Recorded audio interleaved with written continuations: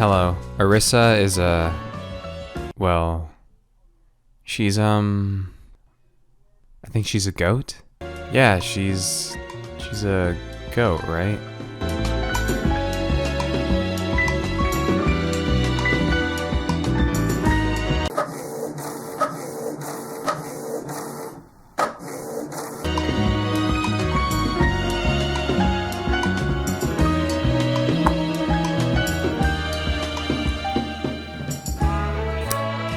I'm pretty sure this should work. I mean, I followed all the instructions, so it's not like... Yeah, so it looks like Orisa is a goat. Here to help me explain all of Orisa's moves, I have a special guest, the lead Overwatch developer, Jeff Kaplan. Good morning, I'm Jeff. Orisa is cool Bastion and Orisa, basically up. And then you can... And I'm Jeff. Thanks, Jeff Kaplan. Okay, so basically Orisa is classified as an anchor tank, whatever that means. She definitely doesn't have a boat attached to her, so I actually think this label is really misleading. I mean, yeah, Orisa can withstand crowd control, as you learned in Jeff Kaplan's explanation. But look at her stats, okay? Look at them. She can't withstand the same kind of damage that the other tanks can, so just keep your distance, man. And look, if your defender complex really is that bad, you can still protect your team with your shield and stuff. Just do it at range. Abuse the absurd range on your arm that is also a gun. Think of Orisa as a more versatile Reinhardt. Your shield might not be as strong, but it's a lot more flexible. So don't be afraid to put your shield around a corner to protect your team, and then go scout around and do some goat shit or whatever. This is actually very in line with Orisa's origin story because, contrary to popular belief, goats are actually not grazers.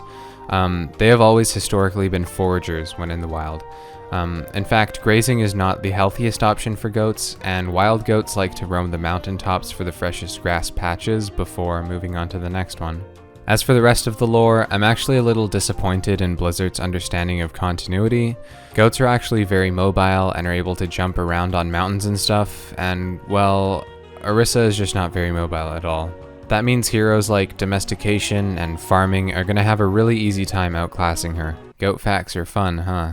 Let's have some more goat facts. Did you know goats' pupils are actually rectangular? This increases the degree of vision they have to about 340 to 320, which means goats would be much better athletes than us if they could be human and play sports, because they would have more peripheral vision. But you know what else is a rectangle?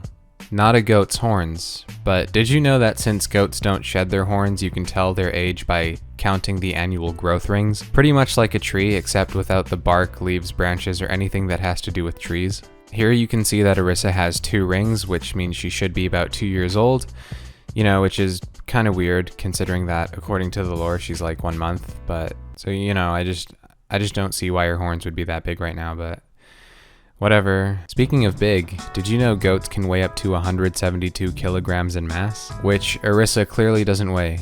I mean, come on, she's probably like a ton, at least. Tons of goats can jump about 3.5 meters, that's 12 feet, in a single leap, which I really doubt Orisa could do. So to summarize everything I just said, once again, please welcome special guest Jeff Kaplan. I'm Jeff. Thanks, Jeff Kaplan. Before I go, I just want to quickly say, hey, where are the Overwatch videos? It's no secret I've slowed them down, and the reason for that is there are 1, 2, 3, 4, 5, 6, 7, 8, 9, 10, 11, 12, 24 heroes in Overwatch, which isn't a lot. I just want to pace myself so there's always material to work with, so expect them to be probably a month-ish between installments. But hey, I make plenty of other videos every week or so when I'm not being a pawn for my school's academic reputation, so hey, maybe you can give them a watch.